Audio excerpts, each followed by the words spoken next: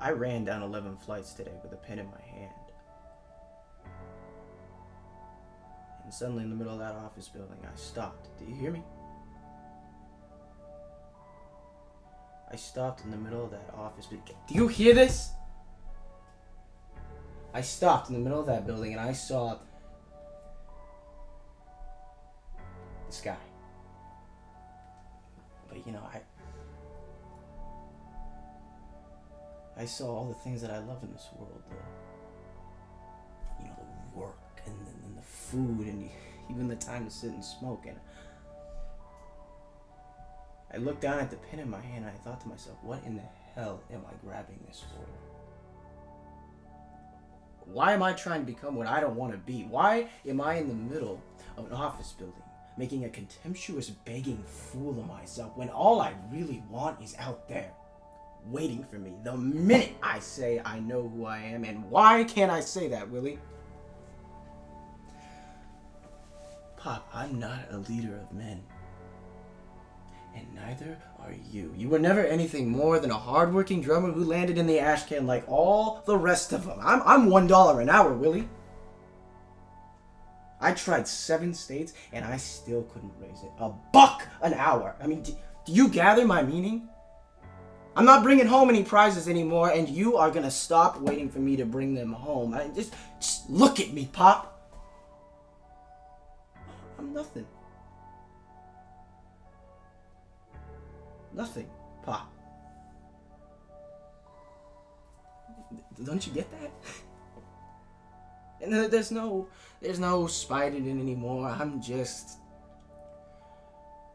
what I am.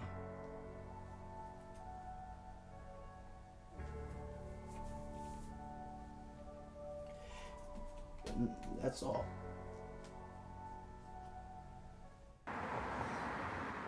What do you mean he loves Jesus? What do you mean, what do I mean? He loves Jesus, so just be cool.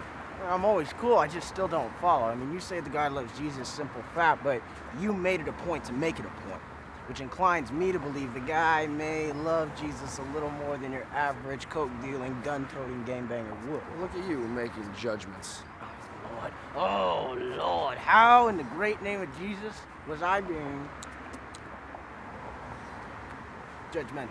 That's why I made it a point to make it a point.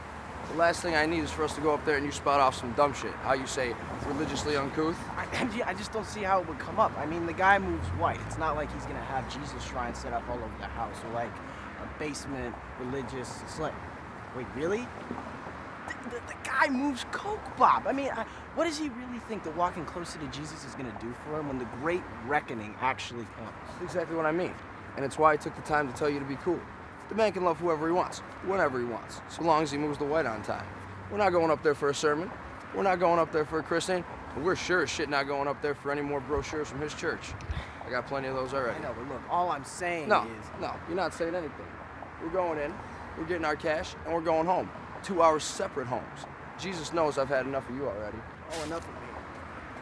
Well, then what did you bring me along for if I can't even ask questions? Your questions are irrelevant. I told you the man's fond of Jesus. You spent the last minute of our lives asking why. I just don't see how you can do something so morally apprehensible when you adhere to a strict, moral and ethical guideline. I mean, I do what I do in spite of God, not for it. Well, maybe you two have a different set of moral obligations. Or maybe you were brought up differently. Yeah, or maybe it's just ridiculous. As ridiculous as it may be. For someone who doesn't believe in a God, you sure we're quick to refer to him as a he. That's because he is a he. If that isn't the most misogynistic statement. So what? I mean, the Bible's full of misogyny. And here I thought you weren't religious. You don't have to be religious in order to read a great fiction story. I mean, you don't see people trying to make Lord Voldemort or whatever the hell into their Lord and Savior. You'd be surprised.